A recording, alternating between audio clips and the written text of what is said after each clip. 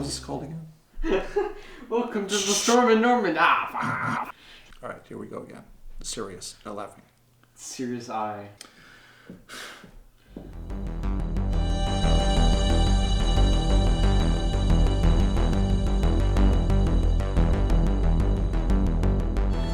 Welcome to Stormin Chocolate. I'm Stormin Norman.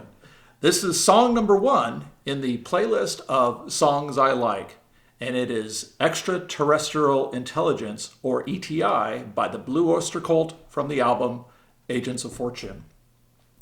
This song is actually very, very kind of weird. The lyrics are open to interpretation, and we'll get to that. But the reason why it's here in the top 14 songs is because it's my current go-to when I'm watching YouTube just before I go to bed at night. I play the song as the last thing I watch just because it relaxes me and gets me in the mood. I go in and go to bed. I read a book for however long it takes me to fall asleep, and then that's it. I'm out like a light.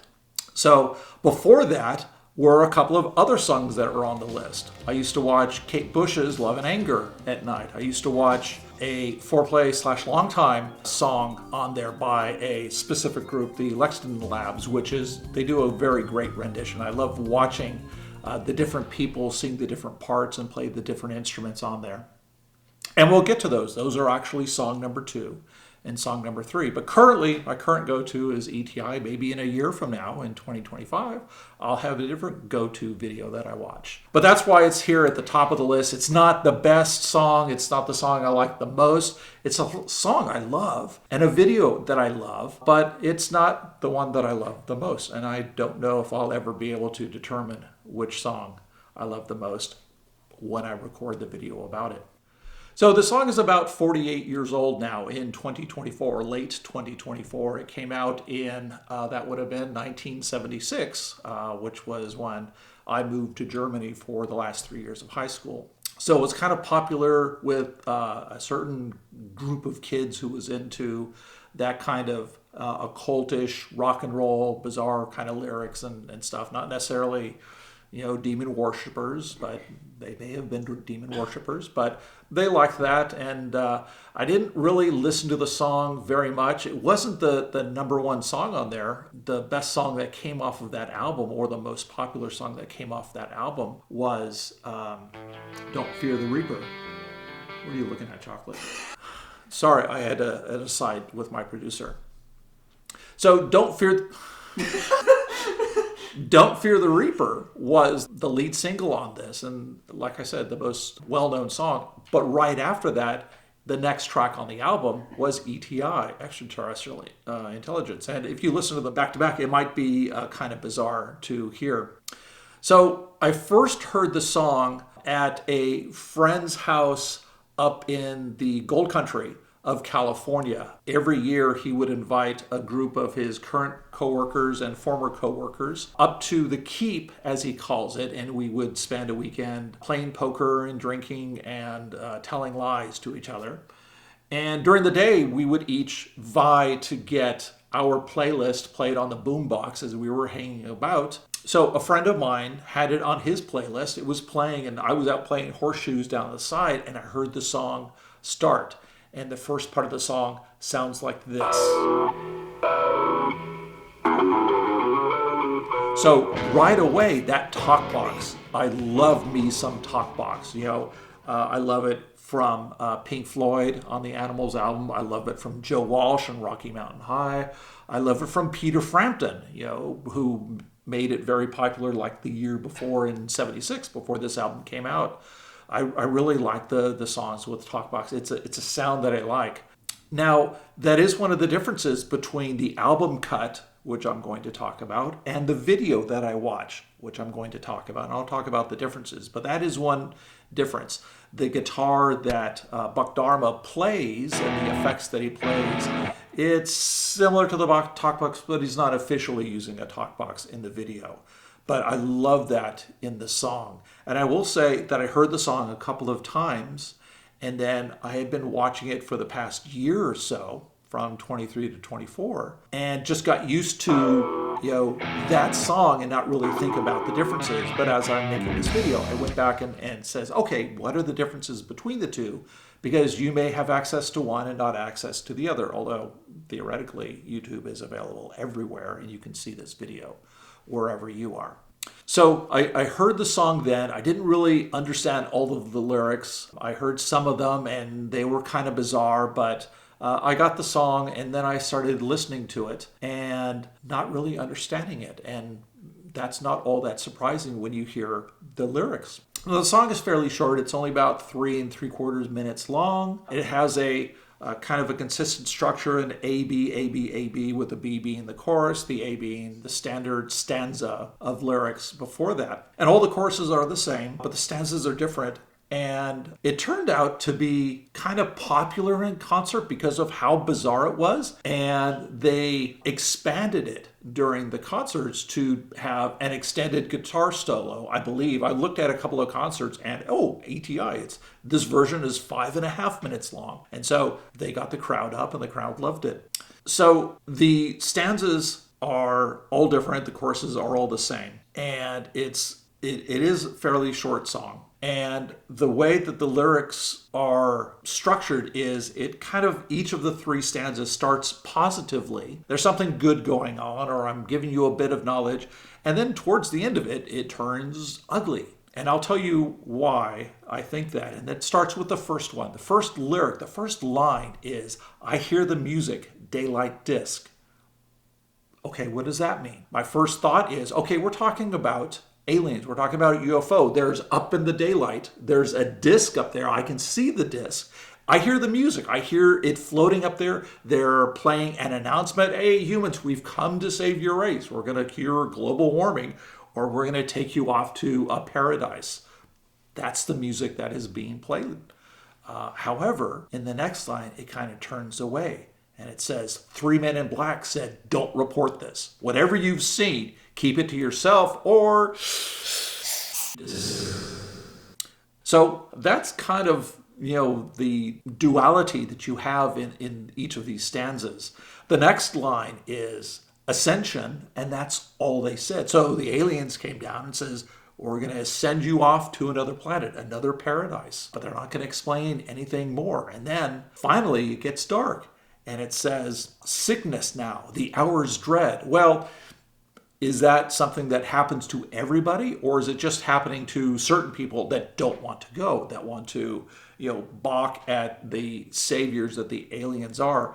And that's the great thing about these lyrics. They're not specific. And if you wait for explanations of these 4 lines, you're going to have a long wait. There is no explanation in the rest of the song. You just get another set of 4 lines after the chorus that are just as bizarre, and they become more and more obscure. Now, I will say this, kind of the mention of the Men in Black is in each of the stanzas. There's 1 line that's dedicated to each of them. And now the final line in the 3rd stanza it doesn't say Men in Black like the first 2 do, but it does say, "Don't report this, agents of fortune." Now, the great thing about this is one of those Easter eggs. I love it when there's a song that calls out the album title in context, out of context, somewhere. And that's actually what's happening here. The album is called Agents of Fortune, and the line is, "Don't report this, agents of fortune." And that's, I love those kinds of Easter eggs that are in songs. Sometimes you'll find that an album has, like Boston's second album, which was Don't Look Back. Well, it's got a song called Don't Look Back. It's not really an Easter egg. But this, in ETI, hiding the name of the album in the lyrics, that to me is an Easter egg. So for those of you who don't know, one of the more common uses of Easter eggs now are in games, in video games, where they put something in some place that you would not normally get to. And it shows you a picture of the developer saying, I just played a game called Creatures of Ava, and it was about saving a planet that was going through a withering, and there was 3 collectibles you needed to find, and then it took you someplace towards the end of the game, and there was a room where there was a picture of the developers, and it said, "Hey, you found this secret room. Congratulations!" And that was the big Easter egg inside that game. And again, that's a lot of fun for people who play video games. So I mentioned that the lyrics are up to interpretation. So somebody did a very in-depth examination of the lyrics and posted this someplace. You can probably find it easily. There's, ETI lyrics meaning, if you do that kind of search. There's a lot of stuff in there, and you can read it and you go, "Oh, that's what it means." Or you can read it and go, "Oh, I didn't know you could think of it that way. That's not the way that I think of it, but that's the way you can think of it." And I'm not going to go in through the other two stanzas and talk about what each of them means or what each of them says, because again, that's an exploration for my viewers. But they are all kind of bizarre, and it's fun in that way, just listening to it. And the music is great. Again, Buck is playing that talkbox guitar all through it. He's playing a different guitar, different effect when he does the lead, towards the end of the song. But I love me some talkbox. So the main differences between the video, which is the current iteration of the touring company of BOC, well, let's say the members of BOC, and the album, which has, 60% different members, different drummer, different bassist, different rhythm guitarist in there. Eric Bloom and Buck Dharma are the two members that remain, throughout this entire period. So they have different capabilities. When you watch the video, the four members who sing, the drummer James Rendito does not actually sing what you don't expect traditionally drummers to sing, but their voices blend together. They're very nice. They're very together. When you listen to the album cut, the dynamic range and the background sound, it's not as full. It's more in piecemeal. But when you get to the chorus, and the chorus says, "All praise," and then it goes on, but during the chorus, there's some very, very high vocals, and I'm not sure anybody currently in the group sings those. I'm not sure if anybody in the group in 75, 76, when it was recorded, was producing those vocals. I don't know, but they're very, if you have a good set of headphones or some great full-range speakers, you can actually hear those very high notes, and that's kind of a distinctive, and I like that. I'm not saying it's bad, but it's one of those vast differences between them, and it's very nice. The other thing is that, as soon as the song starts, there's just this pounding piano, bam, bam, bam, bam, bam, bam, and that's, the quarter note, in each of the bars that comes out. When you watch the video, Eric is for the most part, for most of the video, he's just out there singing the song. He is the main singer of the song. Buck is playing lead guitar. Richie is playing the other guitar, and their bassist is playing guitar. And at no point during the song is anybody playing the piano. At the end of the song, Eric goes off and he plays a Hammond organ at the very end. I love the way he brings in the Hammond after the momentary gap in the music. Just before the end, just runs his fingers along the keys, and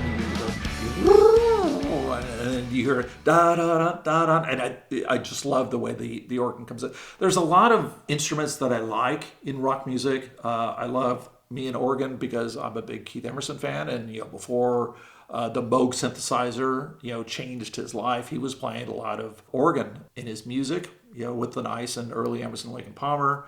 And he played it like forever. I love sometimes or many times a violin that comes in. There's some good rock violin. And I'm not talking about like the obvious one with, Charlie Daniels and The Devil Goes Down to Georgia. But, in other places like in Kansas, right? There's one of our two main vocalists plays the rock violin and a saxophone. Oh my God, saxophone in rock music. Pink Floyd, always had, great saxophone in there. And Jasmine is all about a saxophone, a famous saxophonist that the lyricist who wrote the song, Carol wrote the music, but another gentleman who I will call out when I get to that song, there's a saxophone. It plays prominently in the song. But I love the organ. I like Eric bringing in that organ at the very end of the song. There's another couple of baby Easter eggs in the song. There's some almost sub-vocalizations. So at the beginning of the song, you will hear right here. And what he says is, "Psst, come here." Like all of a sudden, come over here and I'm going to tell you this story. I hear the music, daylight disc. And so I love that little baby Easter egg. You have to hear it quickly or quietly in a quiet toy boat. A quiet toy boat. Yes. So I love that Easter egg that's in there. And you have to hear it in a quiet environment in order to hear that come out, or hear it with a good set of earbuds or headphones. And the second one is between the first and the second verse. Right after the first chorus, it says, "Wait, there's more." There's more?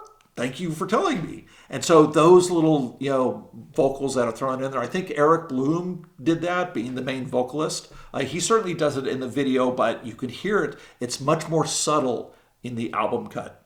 So at the end of the day, the song is full of thought-provoking lyrics. There's no explanation. It leaves it up to you. And I think in a lot of ways, much of BOC's songs are like that. A lot of thought-provoking songs and lyrics that don't get a full explanation, but bring you upstairs to talk about. And I would kind of contrast this with Rush, another band I really like, where the message is very clear, very thought out, very well fleshed out in their songs.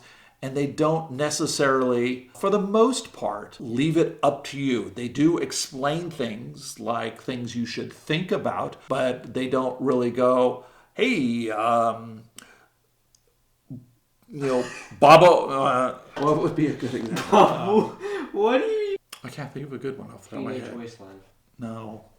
And so that's it for this song, ETI by BOC. Next up, song number 2 will be Kate Bush, "Love and Anger." And we'll see you next time on Storm and Chocolate. Bye-bye.